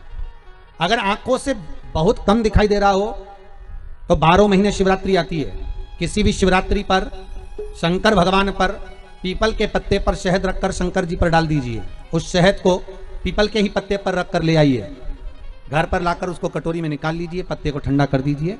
उस ओरिजिनल शहद, असली शहद होना चाहिए, उस शहद को आंखों में काजल जैसा लगाना प्रारंभ कर लीजिए। 1 महीना या 15 दिन आप आंखों में लगाएंगे, धीरे धीरे रोशनी बढ़ना प्रारंभ हो जाएगी। श्री शिवाय नमस्तुभ्यम का जाप करें या चंपेश्वर महादेव का स्मरण करें। चंपेश्वर महादेव का स्मरण कर कर भी नैनों में आप शहद लगा सकते हैं, उससे रोशनी बढ़ती है। महाराज दूसरा, श्रवण शक्ति कमजोर हो, विवेक कमजोर हो, नयन कमजोर हो, वाणी कमजोर हो, तो गणेश मुखी शंख के अंदर पानी भरकर उसमें थोड़ा सा एक चांदी का सिक्का या तार डाल दें, या सिक्का डाल दें, या चांदी की कोई सामग्री हो तो वो डाल दें, पानी भरा रहने दें। सुबह सुबह उस पानी को थोड़ा सा आचमन करना प्रारंभ करिए। आपको वाणी हो, श्रवण शक्ति हो, नयन शक्ति हो, उसमें प्रबलता आना प्रारंभ। और गणेश मुखी शंख होना चाहिए। कौन सा शंख होना चाहिए? गणेश शंख। शंख का प्रमाण शिव महापुराण का। भगवान शिव का स्मरण, भगवान शंकर का अनुमोदन, भगवान शंकर का नाम जाप, भगवान शंकर का नाम स्मरण जीव को आनंद देता। समय आया, आगे वर्णन आया। भगवान एक बार मंथन का समय है, देवता और राक्षस मिलकर समुद्र का मंथन कर रहे हैं, और उस मंथन में सबसे पहले अगर प्राप्त हुई है तो गौ माता प्राप्त हुई। उस मंथन में अगर प्रकट होने वाली सबसे पहले है तो गाय है। नंदा, सुभद्रा, सुरभि, सुशीला, बहुला, ये 5 गाय समुद्र मंथन के समय पर प्रकट हुई, और उसके बाद जो निकला वो हलाहल विष निकला है। उसके बाद जो प्राप्त हुआ वो विष था, फिर निकला विष। अच्छा देखिए कितना सुंदर प्रसंग है।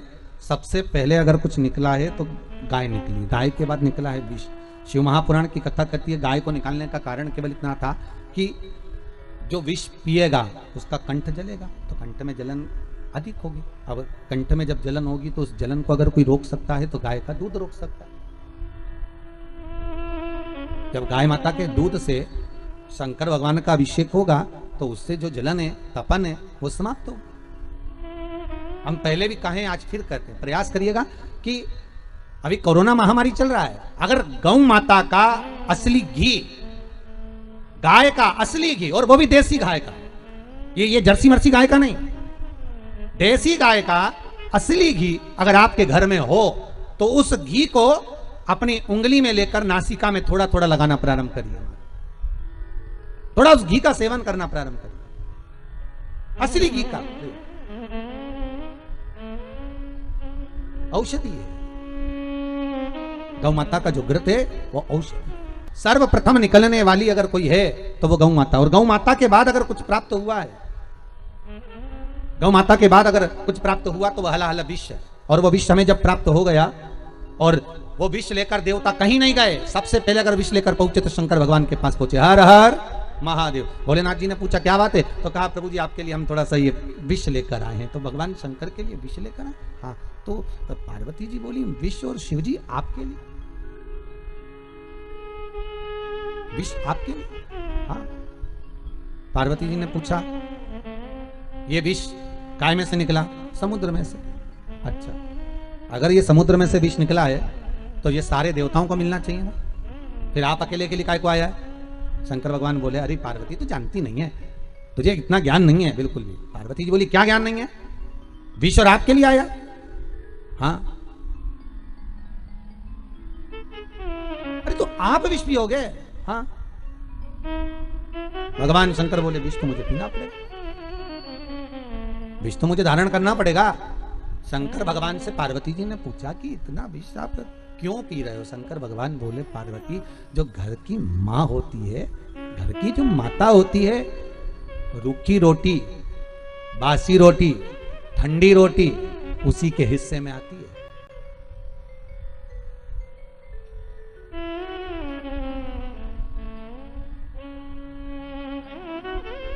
हमको अभयराज जी बता रहे थे, गुरुदेव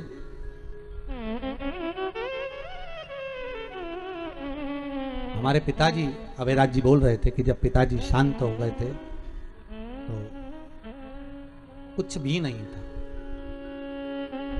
कुछ भी नहीं। गुरुदेव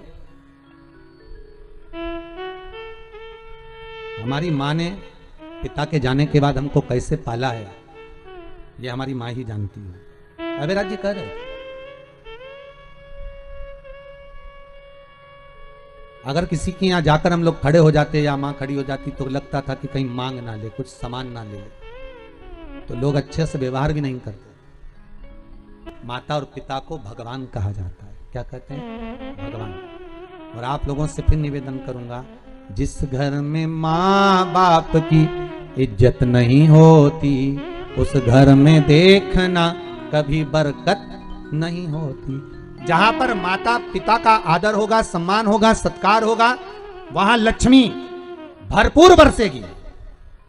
और जहां माता पिता का आदर घटता चले जाता है, जहां माता पिता से आड़े टेढ़े शब्दों में बात करी जाती है, जरा सी देर में बहुएं जब सास से ससुर से तार्किक बात करने लगती हैं, ताने देकर एक दूसरे को ताने से जब बातें करी जाती है, उस घर में संपदा नहीं टिकती।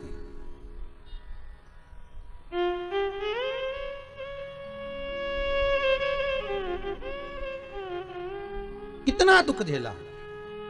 बहुओं को लगता है कि हमारी सास बस हमको टोका करती है, हमारी सास हमें टोकती है। टोकने का कारण केवल इतना है कि उस सास ने अपनी जिंदगी निकाल दी एक एक रुपया जोड़ने में। उसने नहीं देखा था इतना धन, उसने पूरी जिंदगी लगा दी संवारने में, बच्चों को पालने में। उस पिता ने अपना पूरा जीवन झोंक दिया अपने बच्चों को आगे बढ़ाने में।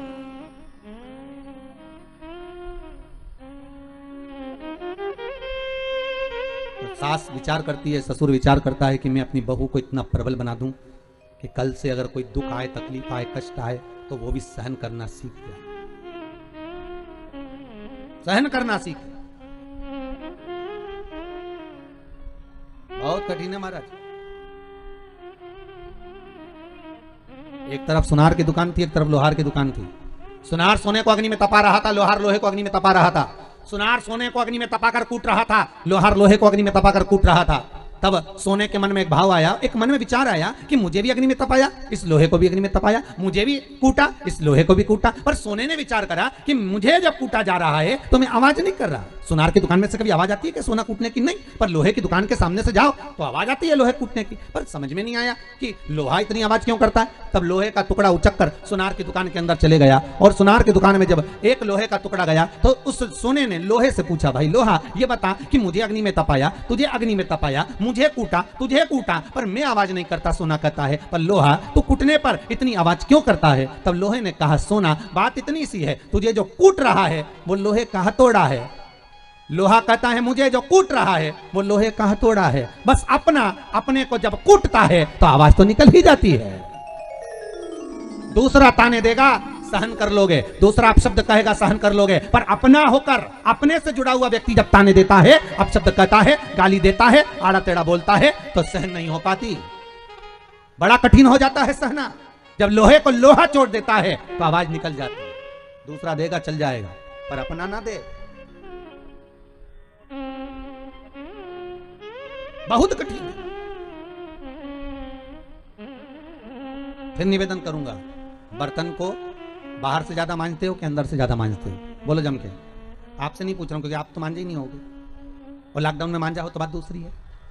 तो आपसे नहीं पूछ रहा हूं, मैं तो जीजियों से पूछ रहा हूं। जीजियों बोलो, बर्तन को बाहर से ज्यादा मांजते हो कि अंदर से ज्यादा मांजते हो? अरे बोलो जम के। हैं? अंदर से। गंगा घाट की हो तुम भी, चतुर तो बहुत हो, पक्का है, बिल्कुल सही बोली ना। कहां से मांजते हो? अंदर से, क्योंकि बर्तन का काम अंदर से। अगर दूध रखेंगे फटे ना, सब्जी बनाए बेकार ना हो, कोई सामग्री रखे तो बेकार ना हो, इसलिए बर्तन को अंदर से मांजा जाता है। बस शिव महापुराण भी यही कहती है, बाहर से कैसे भी दे लेना पर भीतर से साफ हो। अंदर से जितने निर्मल होगे, क्योंकि भगवान की कथा रामचरितमानस कहती है, निर्मल मन सो मोही पावा, मोही छल छिद्र कपट ना भावा। भगवान की कथा कर रही है, मुझे निर्मल मन चाहिए, निर्मल वृत्ति चाहिए, निर्मल सोच चाहिए, निर्मल भाव चाहिए। प्रेशर डाउन हो रहा है। मुझे निर्मल मन चाहिए, निर्मल मन। निर्मल मन सो मोही पावा, मोही छल छिद्र कपट ना भावा। बर्तन बाहर से कैसा, तुम बाहर कैसे भी कपड़े पहन रहे हो चल जाएगा, पर अंदर से अच्छे दिखो जी, इतना कपट।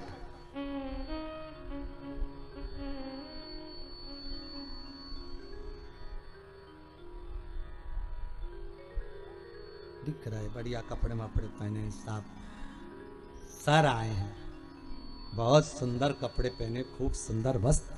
शिव महापुराण की कथा में कल था, भगवान को पाने के लिए कपड़े नहीं बदलना है, कलेजा बदलना। भगवान मिल जाएगा। कपड़े बदलते बदलते, वो रावण ने बदले थे कपड़े, तो एक बार कपड़े बदले, संत का चोला पहनकर वो रावण सीता जी को हर के लिए आया। संत के चोले को रावण ने ऐसा बदनाम कर दिया, ऐसा बदनाम कर दिया कि वो संत का चोला वो रावण पहन कर गया और माता जानकी का हरण कर कर लेकर आया। वो संत के चोले को आज भी सबसे पहले धोया जाता है तो भी साफ नहीं हो पाता, तो भी लोग छल कर जाते हैं, कपट कर जाते हैं, बेईमानी कर जाते हैं, प्रपंच कर जाते हैं। दोनों कपड़े। शिव कथा कर रही, भगवान शंकर कह रहे हैं, मैं जगत का पिता हूं, और जगत का जो पिता होता है उसको विष पीना पड़ता है। जगत की जो मां होती है वो विष पीती है। घर में ठंडी रोटी कौन खाता है? सास जब भोजन करने बैठती है ना, तो सबसे पहले भोजन का टिफिन देखने जाती है अंदर रसोई घर में। सबसे पहले टिफिन देखने जाएगी वो रसोई घर में, और टिफिन देखेगी और फ्रिज के ऊपर अलमारी पर जो डब्बा रखा रहेगा रोटी का, उसको देख कर आएगी। और बहू जब रोटी ला कर देगी ना, तो सास करेगी, बेटा दाल अच्छी बनी है, कड़ी अच्छी बनी है, आज सब्जी अच्छी बनी है, मुझे वो ठंडी रोटी ला कर दे। तो बहुएं कहती, मम्मी ठंडी रोटी? हाँ तो गरम है तो सही, गरम खाओ ना तुम। नहीं नहीं नहीं, मेरे को ठंडी अच्छी। तो क्या सास को ठंडी अच्छी लगती है क्या? नहीं, पर सास ठंडी इसलिए खा रही है कि ना बड़ी बहू खाएगी, ना छोटी खाएगी, ना मंजली खाएगी, ना संजली खाएगी, ना ये अपने पतियों को खिलाएंगी, ना ये अपने बच्चों को खिलाएंगी। और वो रोटी जो ज्यादा बन के रखाई है ये कोई नहीं खाने वाली, आखिरी में ले जाके ये गाय को डाली जाएगी। मैंने एक एक रोटी का है, एक एक अन्न का दाना देखा है गरीबी का, इसलिए बेचारी सास वो ठंडी रोटी को खा जाती है। ठंडी। अच्छा, बहुवन सोचती हैं ठंडी खाएंगे बीमार पड़ गए तो, अपने बच्चे को खिलाएंगे बीमार पड़ गए तो, पति को खिलाएंगे बीमार पड़ गए तो, और बुढ़िया बुढ़ा व्यक्ति ठंडी खा जाता, और ये गरम खाए तो भी कहीं कमर दुख रही है, कहीं घुटना दुख रहा, कहीं सिर दुख रहा, कहीं कंधा दुख रहा, कहीं हमारी आंख दुख रही, कहीं भेजा दुख रहा, और वो बुढ़िया ठंडी खाए तो भी ऐसी चकाचक जाए, चकाचक, कुछ नहीं बिगड़े उसका।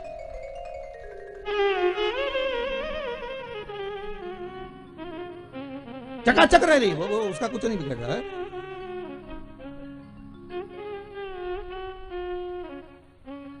अभी तुम यहीं देख लेना रे, कहीं मत जाओ, बघेल परिवार में जरा हम जहां ठहरे ना मैया जाओ, तुम्हें पूरी लीला का दर्शन कराएंगे शिव महापुराण का, पूरी लीला का। सब बहुएं अपने अपने टोरा टोरी में, बच्चा बच्ची में 24 घंटा निकाल दे, और बुढ़िया वहां से कंडा लिया है, यहाँ से लड्डू लिया है, वहां से सामान लिया है, वो बूढ़ी अम्मा यहाँ वहां। जब सवेरे 5 बजे से जो घूमना चालू करे, रात्रि को 10 बजे 11 बजे, फिर भी जब ढोलक लेके भजन गाए, और भजन गाने के बाद तब समझो थोड़ी नींद आए, तब माँ सोती होगी, और ये बहुएं पिन लगा के फिर छोरा छोरी उनके तैयार करेगी, और जरा सा छोरा छोरी रोया तो फिर दोच भी लगे मारो, और फिर गजब। हमने कहा पूरी शंकर की कथा यहीं भरी है राम।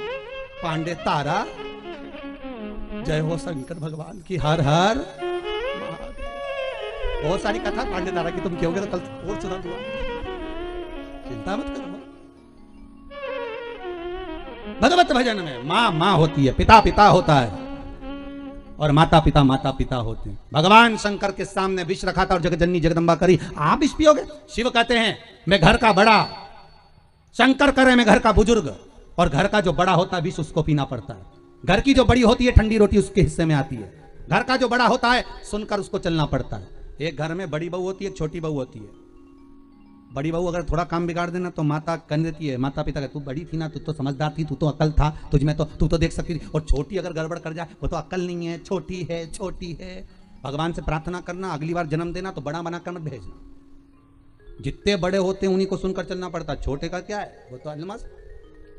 भगवान से बस 2 बात की हो, एक बड़ा मत बनाओ, एक समझदार मत बनाओ। घर में 2 तरह की बहू होती है, एक समझदार, एक वो ऐसी होती है जिसमें अक्ल ही नहीं होती। जो समझदार होती है बेचारी, इसको 24 घंटा काम करना पड़ता है, मामा जी आए कि नहीं आए, फूफा जी आए कि नहीं आए, काका जी ने रोटी खाई कि नहीं खाई, नाना जी आए कि नहीं आए। और एक वो जिसमें अक्ल नहीं रहनी, वो पूरी शादी में सबसे पहले मेहंदी मंडा मुंडू के तैयार होके और बफेट निपटा के बच जाए। अच्छा, घर की माताएं कहती भी है, बता तुम्हारी वो छोटी बहू में तो अकल ही नहीं, कि उसमें तो अकल नहीं, पर बढ़िया हमारी बड़ी समझदार। और जो समझदार बेचारी दिन भर काम में लगी रहे, ना मेहंदी मंडाने की फुर्सत, ना काम की कोई, बस लगी रहे। भगवान से कहना बड़े मत बनाना, इतने बड़े मत बनाओ कि हम कामों में उलझे रह जाए, हमें छोटा बना दो। एक माता के 2 पुत्र, एक 14 साल का, एक 4 साल का। 14 साल वाले को भी भूख लग रही, 4 साल वाले को भी लग रही है। माँ ने दोनों को भोजन दिया, 14 साल वाले को थाली में लगा कर दिया, 4 साल वाले को हाथ में रोटी में घी लगाकर नमक लगाकर फिंगर बना कर दे दिया, ले खा ले।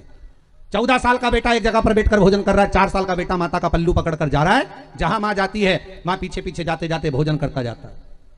भगवान से कहना, भगवान हमें 14 साल के बेटे जैसा बड़ा मत बनाना कि एक जगह बैठकर हम भजन कर लें, हमें 4 साल के बेटे जैसा छोटा सा बनाना, चलते फिरते तेरा भजन कर लें और तेरे धाम में पहुंच जाए, ऐसी कृपा करना। बहुत छोटा बना, हमें बड़ा नहीं बनना, हमें छोटा बनना।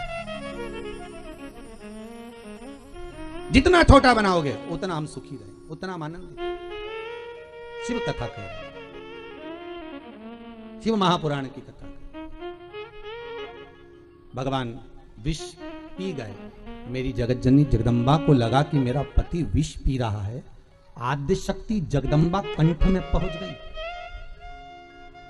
मां कालरात्रि, मां कुष्मांडा, मां ब्रह्मचारिणी, मां स्कंदा, मां कात्यायनी, मां सिद्धात्री, मां ब्रह्मचारिणी भगवान के कंठ में पहुंच गई, और माता ने उस हलाहल विष को अपने भगवान शिव के गले में ही रख दिया, नीचे नहीं उतरने दिया। ये धर्म पत्नी होती है। पति को अगर दुख आया है तो हथेली पर उस दुख को झेल लेती है, ये धर्म पत्नी होती है।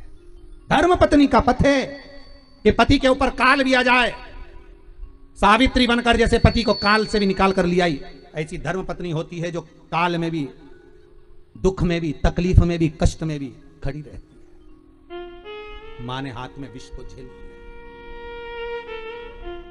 अमृत निकला, औषधि निकली, माणिक मोती निकला, रतन आभूषण निकले, सारे बांटे। बाद में अमृत निकला, अमृत लेकर देवता आए, और देवता उस अमृत को लेकर जैसे ही आए सारे देवता आपस में मिलकर अमृत को पी गए। पार्वती जी को यह बात बड़ी बुरी लगी कि विष निकला तो सबने लाकर तुमको दे दिया, अमृत निकला तो बताने तक नहीं आए कि अमृत निकला। ये दुनिया की रीति है, जब दुख आता है ना तो भगवान के सामने जाकर रोते हैं, भगवान इतना दुख हो गया, उनने ऐसा कर दिया, उनने वैसा कर दिया। और जब सुख मिलता है ना तो कोई भगवान के सामने जाकर नहीं कहता भगवान 5 लाख मिल गए, भगवान 4 लाख का फायदा हुआ, भगवान 3 लाख मिले, भगवान 50,000 का फायदा मिला, भगवान ऐसी कृपा हो गई कि मेरे को 25,000 मिल गए। कोई नहीं जाकर भगवान को कहता कि इतने मिल गए। भगवान से बस कहता भगवान बहुत अच्छा हुआ, मेरा एक काम हो गया। पर भगवान से ये नहीं कहा कि इतना फायदा हो गया, इतनी कृपा तूने कर दी, इतनी दया तूने करी है। ये दया कम नहीं, बड़ी कृपा करी भोलेनाथ, बड़ी कृपा। और ये तेरी कृपा बिना हो ही नहीं सकता। आज हमारे वो भैया लोग अभयराज जी बता रहे थे, हमारे भाइयों में घना प्रेम महाराज जी, सब आपस में एक दूसरे से इतना समाजत बनाकर चलते हैं, सबका आत्मीय प्रेम बना रहता है, हर कार्य में अग्रणता रहती है। हमारे एक बड़े भैया पूजन में यज्ञ में बैठे हुए हैं, एक दिन रोज प्रतिदिन शिव महापुराण का पूजन भी चल रहा है। ऐसा हमारे परिवार में ऐसा समाजश बना हुआ है। ये एक आनंद है, इसी को प्रेम कहते हैं, इसी को आनंद कहते हैं, इसी को करुणता कहते हैं, इसी को वात्सल्यता, इसी को प्रेम कहते हैं। महाराज विष निकला, शिव जी के पास आ गया, अमृत निकला तो कोई बताने नहीं आया, और अमृत पी भी लिया देवताओं ने। और अमृत पीने के बाद देवताओं को आ गया अहंकार, और इतना अभिमान देवताओं में आ गया, इतना अभिमान आ गया। होता है जब धन आ जाता है, संपदा आ जाती है, सत्ता आ जाती है, वैभव आ जाता है, थोड़ा धन प्राप्त हो जाता है, थोड़ा ज्ञान प्राप्त हो जाता है, थोड़े दुनिया के लोग विद्वान हो जाते हैं, कुछ ज्यादा पढ़ भी लेते हैं तो विद्वत्ता आ जाती है। पर ज्ञान तो आ जाएगा, अमृत तो मिल जाएगा, पर नम्रता कहां से लाओगे? कथा में पहले भी कहा, बच्चों को कार मत दिलाओ, संस्कार दिलाओ। कार दिलाओगे बच्चे बेच कर खा जाएंगे, संस्कार दिलाओगे तो बच्चे कारों की लाइन लगा देंगे। संस्कार अगर हैं तो कार भी शोभा देती है, कार भी शोभा देती है।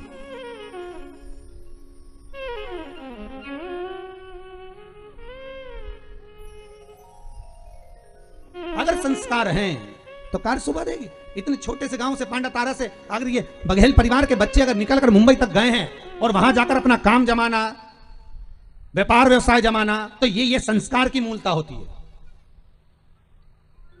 पिता के जाने के बाद में बच्चे बिगड़ जाते हैं, मार्ग से भटक जाते हैं, खाने पीने में लग जाते हैं, व्यभिचार में लग जाते हैं, गंदे काम में लग जाते हैं। पर माता ने जो ज्ञान दिया, संस्कार मिला, आज उसी का तो बल है जो अच्छी सत्ता पाकर बैठे हुए। अपना प्रदेश छोड़कर भी, अपना गांव छोड़कर भी, दूसरी जगह जाकर भी भगवान की भक्ति में आनंद पाते हुए, स्मरण करते हुए आज 10 लोगों में इज्जत बनाकर बैठे हुए। ये प्रेमता, ये करुणता, ये स्नेहता है आपकी, ये वात्सल्यता है। तो प्रेम का भाव रखिए, आनंद का भाव रखिए, निर्मल भाव। अमृत बताने नहीं आए, और अमृत नहीं बताया। पार्वती ने कहा अमृत नहीं है, नहीं आए बताने। शिव जी बोले कोई बात नहीं, नहीं बताए, मत बताने दो। शिव जी हलाहल विष पीकर नीलकंठधारी बन गए। शिव जी का एक नाम हो गया नीलकंठेश्वर महादेव। बोला हर हर महादेव। भगवान शिव का नाम नीलकंठेश्वर महादेव, नीलकंठेश्वर। ऐसे भगवान शिव शंकर ओघड़दानी त्रिकालदर्शी कैलाशी की पावन कथा आनंदमय चल रही है। भाव भक्ति से आज नीलकंठेश्वर महादेव की कथा पर ही कथा को विराम की ओर लेते हैं।